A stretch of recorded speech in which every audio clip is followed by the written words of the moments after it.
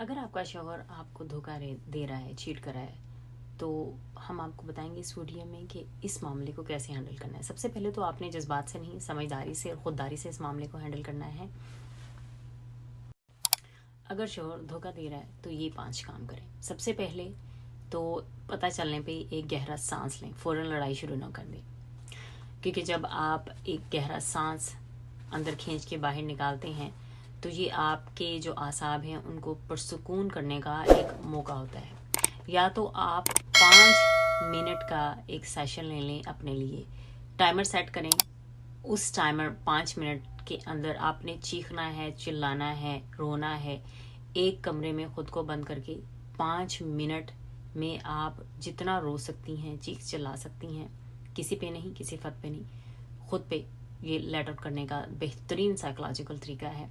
5 minute का timer set करें, 5 minute में आपने जितना रोना है रो लें। इसके बाद आप नहीं रोएंगी। जैसे ही आपका टाइमर बजा, उस टाइम ऑफ हुआ, तो आप रोना फौरन बंद कर देंगी। सबूत और हकीकत में फ़र्क जाने, सिर्फ शक की बुनियाद पर इल्ज़ाम ना लगाएं। आप शोहर से आप पहले अपने जितने भी सबूत हैं वो इकट्ठे करें। आप देखें कि शोहर की बातचीत, जो भी शोहर आपको धोखा दे रहा है तो उसकी बातचीत फ़ौरन, उसका बोलने का अंदाज़ बदल जाएगा। वो आपको लेट डाउन करने लगेगा। वो आपको कोनों खुदरों में छुप के फ़ोन पे बात चैट करता नज़र आएगा। वो परफ्यूम का ज़्यादा इस्तेमाल करेगा। वो अपने कपड़ों का ज़्यादा ख्याल रखना शुरू कर देगा। ये सारी चीज़ें हैं जो एड ऑन्स हैं, जो आपको बताती हैं कि आपका शोहर दूसरी औरत में इन्वॉल्व है। जब आपको यकीन हो जाए कि आपका शोहर चीट कर रहा है तो उससे पुरअमन माहौल में बातचीत शुरू करें। उससे पूछें कि क्या तुम मेरे साथ ईमानदार हो, क्या तुम मुझसे उकता चुके हो, क्या तुम्हारी ज़िंदगी में दूसरी औरत आ चुकी है। गुस्से की बजाय शौर से बात करें। कभी कभी अपनी गलती तस्लीम कर लेने से भी रिश्ता बच जाता है, अगर आपको रिश्ता बचाना है और अगर आपके शौहर ने पहली दफ़ा ये काम किया है। अपनी इज्जत नफ्स को हर वक्त मुकद्दम रखें। अगर आपका शौहर आपको मुसलसल धोखा दे रहा है, मुसलसल चीट कर रहा है, तो वो बदलने वाला शख्स नहीं है। इसलिए खुद को उस पर कुर्बान ना करें, अपना जहन ठंडा रखें और आप एक सॉलिड फैसले पे पहुंचने की कोशिश करें।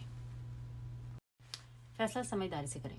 दोस्तों से पूछें, फैमिली मेम्बर से, किसी थेरेपिस्ट से आप मशवरा कर सकते हैं, क्योंकि हर ब्रेकअप के बाद आपको एक मेंटल क्राइसिस से ज़रूर लाजमी गुजरना पड़ता है, ब्रेकअप के दौरान भी, ब्रेकअप के बाद भी। तो आपने खुद को कैसे मजबूत करना है, कैसे मूव ऑन करना है, ये आपको आपका कोच, आपका थेरेपिस्ट ही बता सकता है। तो ऐसे लोग अपनी लिस्ट में लाजमी रखें। अगर आप इस किस्म के किसी भी क्राइसिस से गुजर रही हैं, खुद को मजबूत बना चुकी हैं और उस शोर को छोड़ने का फैसला कर चुकी हैं, या आपको लगता है कि आने वाले वक्त में आप गुजर सकती हैं इस क्राइसिस से, मेंटल क्राइसिस से निकलने के लिए आपको थेरेपिस्ट से, सबसे करीबी दोस्तों से, अपनी फैमिली से मशवरा करना, बात करना बहुत ही ज़रूरी है।